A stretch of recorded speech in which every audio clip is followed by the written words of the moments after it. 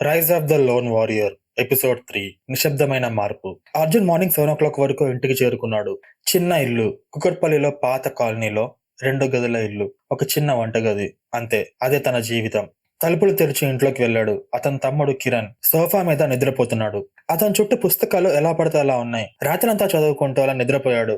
Arjun silent గా తన గదిలోకి వెళ్ళిపోయాడు. తలుపులు మూసుకున్నాడు. అతని చేతిలో ఉన్న ఆ ఎరుపు రాయిని తీసి చూశాడు. పగటి వెలుగులో కూడా అది మెరుస్తోంది. చిన్నదే, ఒక రూపాయి సైజులో ఉంటుంది. కానీ అర్జున్ మనసు దాని వైపు లాక్కుంటుంది. తర్వాత ఆ రాయిని మంచం మీద పెట్టి తన చేతులు చూసుకున్నాడు. కానీ ఎలాంటి గాయాలు లేవు. ఎందుకంటే ఆ ఇంట్లో ఆ బ్లూ కలర్ రూపం అతనిపై 2 సార్లు దాడి చేసింది. ఆ 2 సార్లు అర్జున్ రక్తం కారుతూ నేల మీద పడిపోయాడు. కానీ ఇప్పుడు ఒక మచ్చ కూడా లేదు. అర్జున్ మనసులో ఇదెలా సాధ్యం అనుకున్నాడు. కానీ ఎంత బుర్ర పెట్టి ఆలోచించినా అతనికి అర్థం కాలేదు.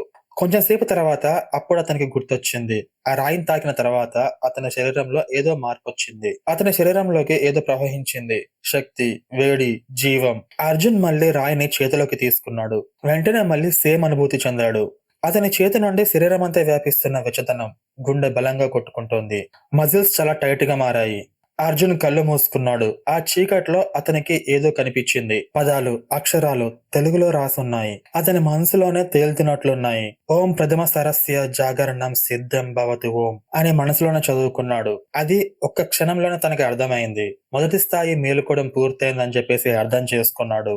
ఇప్పుడు నా శరీరం సామాన్య మానవుడి కంటే బలంగా ఉంది. నీ బలం 15, నీ వేగం 12, నీ సాహసం 10.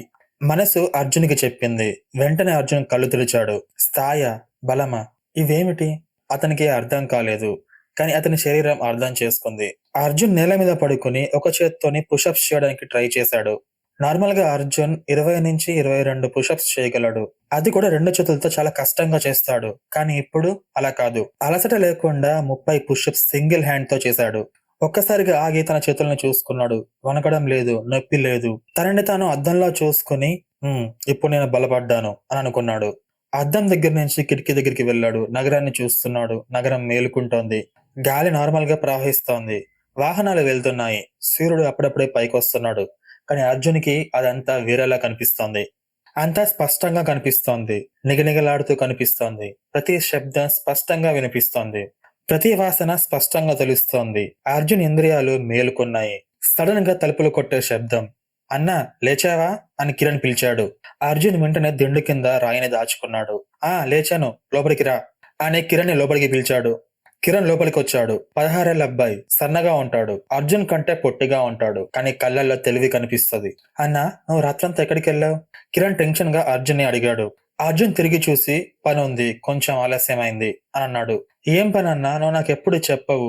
అర్జున్ నవ్వాడు, బాధగా నవ్వుతూ. ఎందుకంటే నువ్వు టెన్షన్ పడతావు, అందుకనే చెప్పను అని అన్నాడు. కిరణ్ సైలెంట్ గా ఉన్నాడు. కిరణ్ కి తెలుసు అన్న ఏదో దాస్తున్నాడని. కానీ అన్నయ్యని ఎలా అడగాలో తనకి తెలియట్లేదు.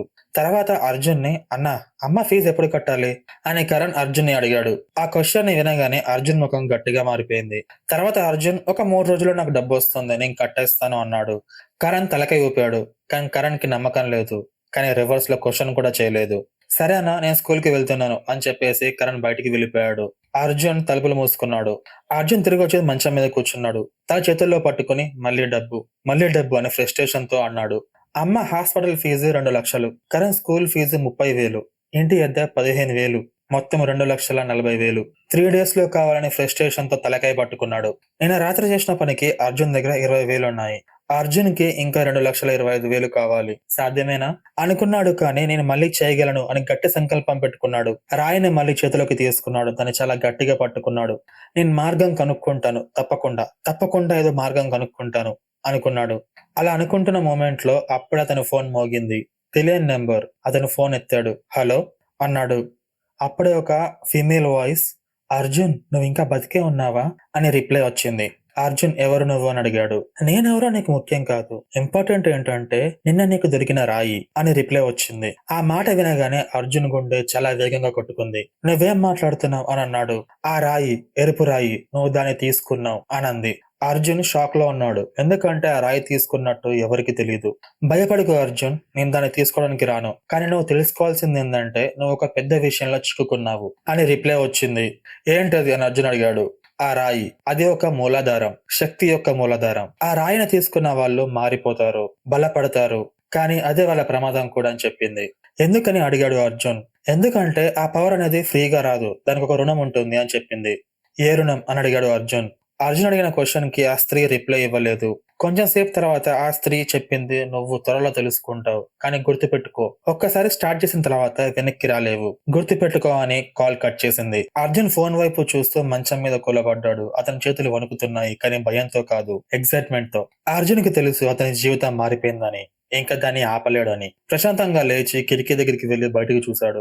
నగరం చాలా విశాలంగా ఉంది, లక్షల మంది, లక్షల కథలు. కానీ అర్జున్ కథ చాలా వేరుగా ఉంటుంది. కిటికీ వైపు చూస్తూ, నేను బలపడ్డాను, నేను బతుకుతాను, ఇంకా నేను నా కుటుంబాన్ని కాపాడుకుంటాను, అలా మనసులో అనుకుంటూ రాయిని మళ్ళీ చేతిలోకి తీసుకున్నాడు. ఆ శక్తి తన లోపలికి ప్రవహించింది. ఆ కళ్ళల్లో ఆ ఎరుపు ప్రకాశం మెరిసింది. కానీ అర్జున్ కి కాల్ చేసిన స్త్రీ ఎవరు?